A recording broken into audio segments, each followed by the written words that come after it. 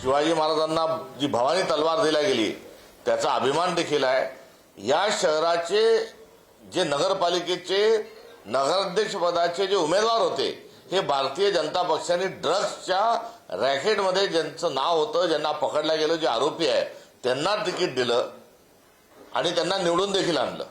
त्यामुळे यातून काय संदेश महाराष्ट्राला दिला तर यातून ड्रग्सचा व्यवसाय करणाऱ्याला आम्ही राजकीय प्रतिष्ठा देऊ, त्याला पद देऊ आणि भारतीय जनता पक्ष त्याच्या पाठीशी उभा राहील हा संदेश सदरो तुळजापूरच्या ड्रग्ज माफियाच्या त्याला तिकीट देण्याच्या माध्यमातून असा एक प्रकार घडलेला आहे। एवढंच नाही तर त्यांचा मित्रपक्ष असणारा जो शिंदे शिवसेनेतला जो गट आहे त्यामध्ये थेट जे माजी मुख्यमंत्री आणि सध्याचे उपमुख्यमंत्री एकनाथरावजी शिंदे साहेबांच्या परिवारातील एका सदस्याच्या नावाने एका सदस्याच्या शेतात ड्रग्सची फॅक्टरी पकडल्या गेली। तिथे 43 कामगार पकडले गेले। त्या 43 पैकी 40 जणांना कुठली चौकशी न करता सोडून दिलं गेलं। ते बांगलादेशी नागरिक असावेत इथपर्यंत आरोप झाले आणि या सर्व आरोपींना सोडण्याकरता खासदार श्रीकांत शिंदे यांचा दबाव होता हे देखील आरोप आपण झालेले पाहिले। मात्र तिथे ड्रग्सची फॅक्टरी होती हे सिद्ध झालं। ते जे शेत आहे, ती जी जागा आहे ती एकनाथ शिंदे यांच्या कुटुंबातल्या माणसांची होती ते सिद्ध झालंय।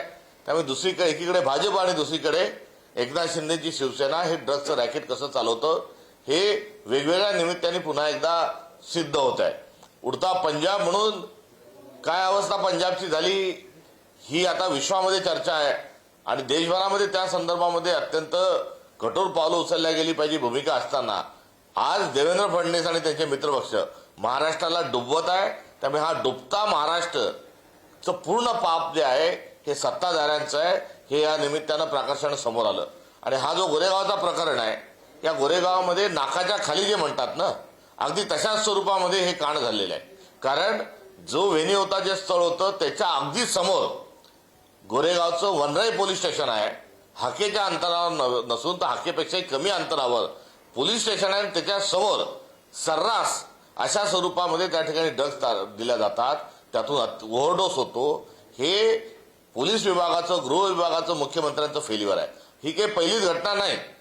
वेगवेगळे त्या ठिकाणी सांस्कृतिक कार्यक्रम होतात, इतर काही कार्यक्रम होतात, तरुणाई त्या ठिकाणी मोठ्या प्रमाणावर बोलवल्या जाते आणि याआधी हे होत होतं आणि याचा नियमित हप्ता जो आहे हा पोलीस विभागाला हा मिळत असावा म्हणून याकडे मुख्यमंत्र्यांचा कानाडोळा आहे असं म्हटलं चुकीचं ठरणार नाही।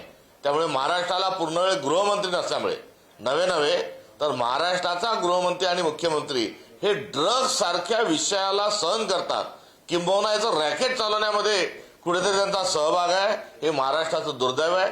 सभ्य सुसंस्कृत अशी प्रतिमा देवेंद्रजी एकीकडे तयार करताना आज त्यांच्या नाकाखाली त्यांचा विभाग हा ड्रग्जच्या विळख्यामध्ये महाराष्ट्राला जर गुंतवत असेल तर देवेंद्रजी हा महाराष्ट्र भविष्यात आपल्याला माफ करणार नाही।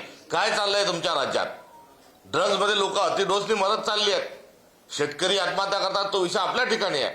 मात्र आज व्यसनाधीन महाराष्ट्र करण्याच्या अनुषंगानं आपला विभाग एकामागे एक जर पोलीस विभाग अशा प्रकारच्या आशीर्वादाने अड्डे चालवत असेल तर आपण तात्काळ स्वरूपामध्ये राजीनामा दिला पाहिजे।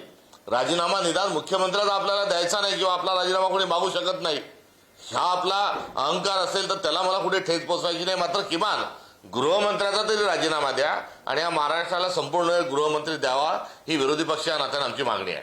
परंतु सर ही एक पहिलीच घटना नाहीये, तर यापूर्वी देखील अनेक घटना झालेल्या आहेत। विष्णोई गँगने यापूर्वी देखील अनेक लोकांना धमक्या दिल्या। शेवटी रोहित शेट्टी यांच्या घरावर यांना धमकी असेल, शाहरुख खानच्या, सलमान खानच्या घरावरती गोळीबार असेल, बाबा सिद्दीकीची हत्या असेल। खरं तर एकीकडे हे ड्रग्जचं प्रकरण असेल, राज्यात संपूर्ण अशांतता आहे का आणि गृहमंत्री हे फेल्युअर आहे? गृहमंत्र्यांचं फेल्युअर वेगवेगळ्या माध्यमातून येत आहे। मात्र या संदर्भात गुन्हेगारीचा जो विषय आहे त्या ठिकाणी तर त्यांचं फेल्युअर आहेच। मात्र ड्रग्जच्या प्रकरणामध्ये त्यांची जे फेल्युअर आहे ही या निमित्तानं महाराष्ट्राची अब्रूची लक्तरं जी आहेत ती वेशीवर टाकल्या गेलेली आहेत। पहिले मुंबईमध्ये गँगवॉर होती, सिनेदृष्टीपर्यंत त्याचे कुठेतरी पाळंमुळं आहेत हेच बोलल्या जात होतं, कुठे सरळ एन्काउंटर होत होते।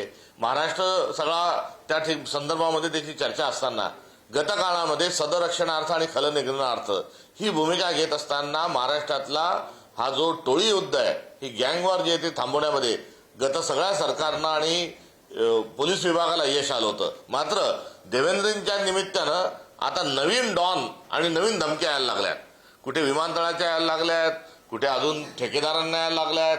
बाबा सिद्दीकी साहेबांचा झालेला जो खून आहे त्या खुनाच्या निमित्तानं कुठेही अद्यापर्यंत पुढे गोष्टी गेल्या नाहीत. आणि नवीन नवीन ज्या टोळ्या आहेत त्या या डोकं वर काढतात आहेत, या स्वतः डोकं वर काढतात आहेत का यामागे देखील देवेंद्रजी आपला आणि भारतीय जनता पक्षाचा हात आहे, इथपर्यंत आता आरोप करण्याची वेळ आलेली आहे. आणि ही वेळ आरोपाची जरी एका बाजूला असली तरी दुसऱ्या बाजूला